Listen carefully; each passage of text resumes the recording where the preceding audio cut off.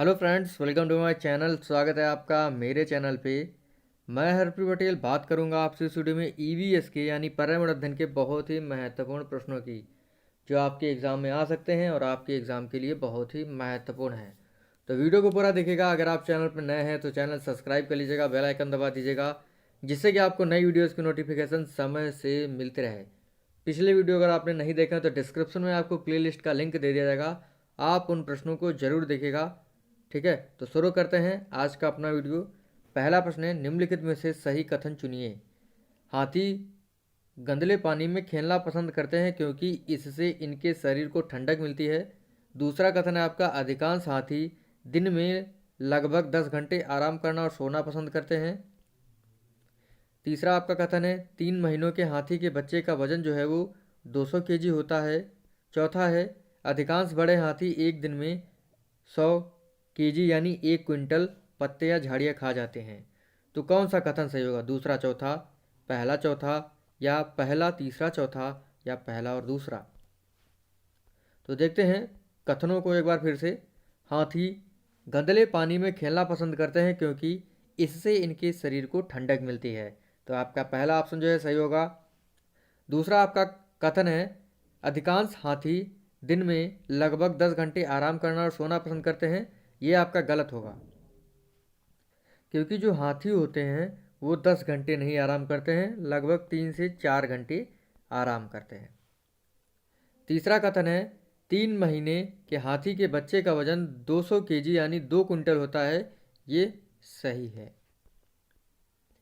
चौथा कथन है, अधिकांश बड़े हाथी एक दिन में लगभग 100 केजी पत्ते या झाड़ियाँ खा जाते हैं। तो आपका पहला, तीसरा और चौथा कथन सही होगा, यानी ऑप्शन आपका कौन सा सही है? तीसरा ऑप्शन आपका सही है। आगे बढ़ते हैं। मधुबनी चित्रकला के बारे में कौन सा कथन सही है? पहला कथन है आपका, इन चित्रों को बनाने में नील, हल्दी, फूल, पेड़ों के रंग आदि का प्रयोग किया जाता है। ये कथन आपका सही है। ठीक है, यानी आपका पहला कथन जो है वो सही है। दूसरा कथन है, इन चित्रों में इंसान, जानवर, पेड़, फूल, पंछी, मछलियाँ आदि दिखाए जाते हैं। ये भी आपका सही है। यह लोक चित्रकला बहुत पुरानी है, इसका नाम मधुबनी नामक स्थान पर पड़ा है। ठीक है, तो ये भी आपका सही है। चौथा आपका कथन है, मधुबनी राजस्थान का अति प्रसिद्ध जिला है। तो मधुबनी जो है ये राजस्थान का अति प्रसिद्ध जिला नहीं है, बल्कि बिहार राज्य का है। तो आपका ऑप्शन डी नहीं सही होगा, यानी कथन ए, बी और सी सही होंगे। ठीक है, और ए और बी सी किस में है? आपके ऑप्शन 4 में। तो आपका ऑप्शन चौथा सही होगा। अगला प्रश्न है, बहुत ही अच्छा प्रश्न है। कोई पक्षी पेड़ की ऊंची डाल पर अपना घोंसला बनाता है, तो यह पक्षी कौन सा होगा? फाख्ता, शकरखोरा, कलचिड़ी, कौवा? तो ये होगा कौवा। ठीक है, इस चीज़ को आप लोग ध्यान रखिएगा। अगला प्रश्न है, पोचमपल्ली एक गांव है। यह गांव एक प्रकार के कपड़े की बुनाई के लिए प्रसिद्ध है और इसे भी पोचमपल्ली कहते हैं। पोचमपल्ली एक साड़ी होती है। ठीक है, इस चीज़ को आप लोग ध्यान रखिएगा। यह गांव निम्नलिखित में से किसके है, कहाँ पर है, किसका भाग है? केरल का है, कर्नाटक का है, आंध्र प्रदेश का है, तमिलनाडु का है? तो पोचमपल्ली जो है ये कहाँ का है? आंध्र प्रदेश राज्य का। अगला प्रश्न है, रेगिस्तानी ओक के बारे में कौन से कथन सही होंगे? ठीक है, देखिए ये आपके ऑप्शन है। तो ये आपके ऑप्शन है, यानी आपको पता होना चाहिए कि आपके 3 कथन इसमें सही होंगे, एक गलत होगा। तो देखते हैं कौन कौन से कथन जो है इसमें सही होंगे। ध्यान से पढ़िए और आपको पता चल जाएगा कि कौन सा ऑप्शन गलत है। एक गलत होगा, 3 सही होंगे। तो रेगिस्तानी ओक के बारे में कौन सा कथन सही है? यह पेड़ ऑस्ट्रेलिया में है। बिल्कुल सही है, ये जो है ऑस्ट्रेलिया में होता है। यह एक विशेष प्रकार का पेड़ है जिसकी जड़ें टहनियों से लटकती हैं। तीसरा आपका कथन है, इस पेड़ की जड़ें जमीन में उस गहराई तक जाती हैं जब तक कि पानी तक ना पहुंच जाए।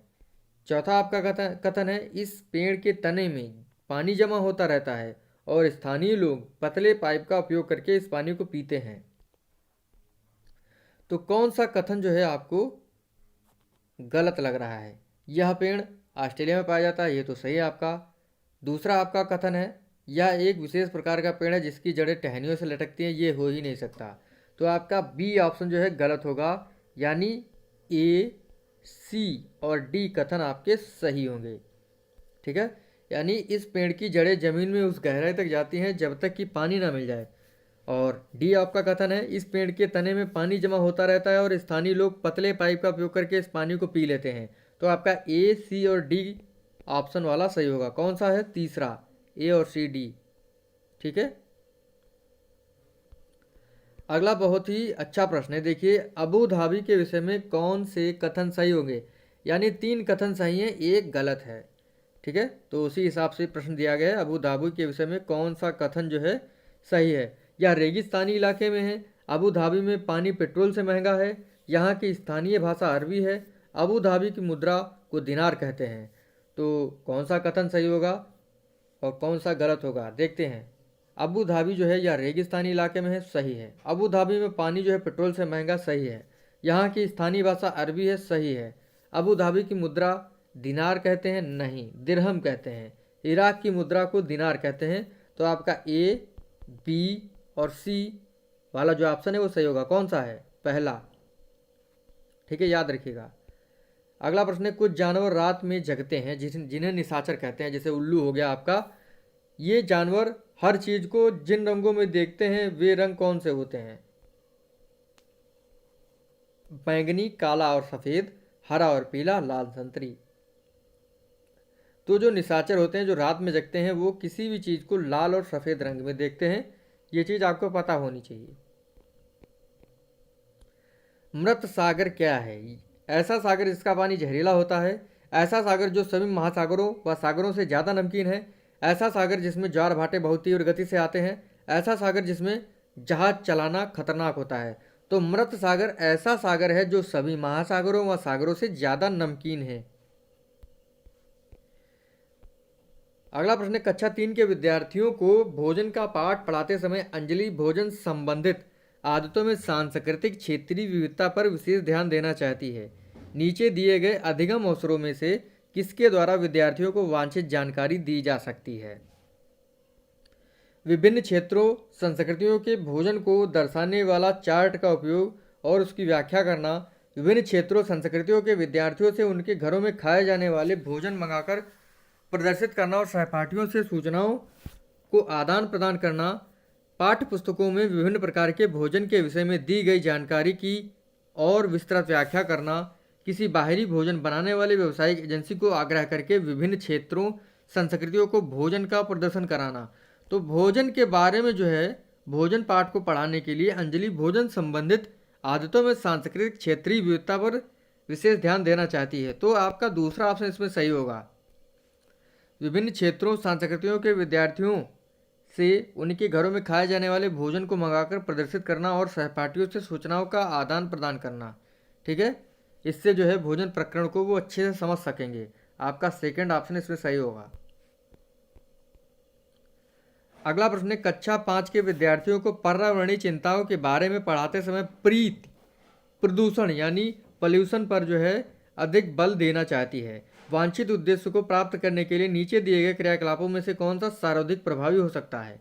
विद्यार्थियों से विभिन्न प्रकार के प्रदूषणों के चार्ट बनवाकर विद्यार्थियों के शैक्षणिक भ्रमण पर ले जाकर किसी प्रदूषित नदी को दिखाना, विद्यार्थियों से विभिन्न प्रकार के प्रदूषणों से संबंधित समूह परियोजनाओं पर कार्य करने के लिए कहना, किसी विशेषज्ञ को निमंत्रित करके वायु, जल, ध्वनि प्रदूषण पर भाषण दिलाना।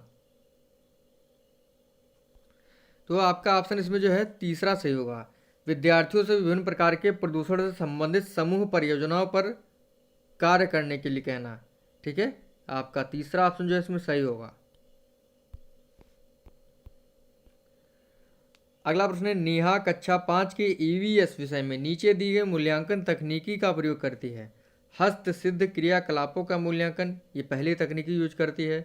गृहकार्य मूल्यांकन, परियोजना मूल्यांकन, मौखिक परीक्षा। तो नीचे दी गई तकनीकी में से कौन सा युगल अधिक वस्तुनिष्ठ है? तो देखिए, हस्त सिद्ध क्रियाकलापों का मूल्यांकन और मौखिक परीक्षा ये ज़्यादा वस्तुनिष्ठ होंगी।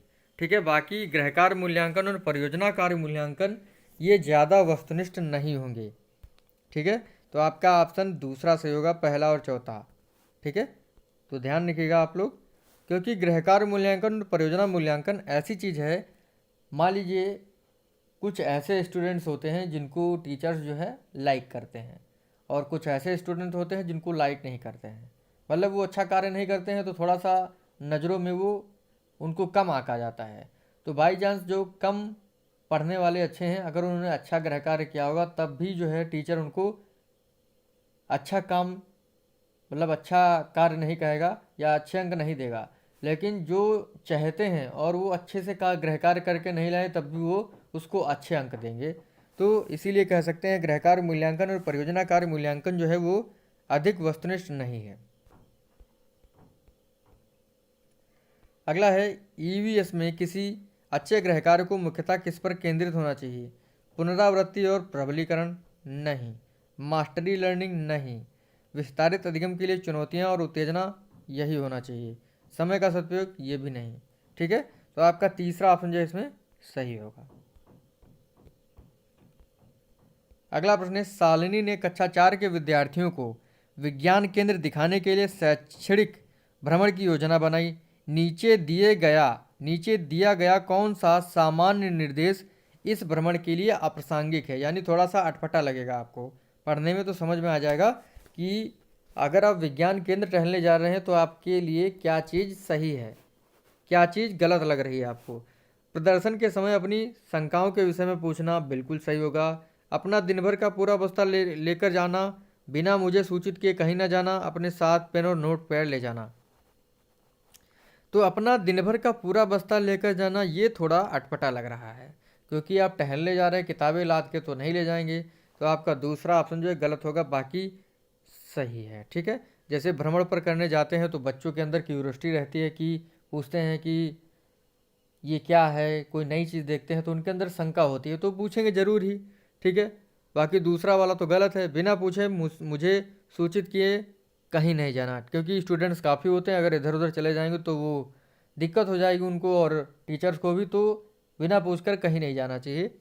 अपने साथ पेन और नोट पैड ले जाना, यानी कोई नई चीज़ देखते हैं, कोई ज्ञानवर्धक चीज़ है, नॉलेजेबल चीज़ है तो उसको नोट कर लेना। तो आपका चौथा ऑप्शन सही होगा। बाकी जो अप्रासंगिक निर्देश है वो आपका दूसरा है।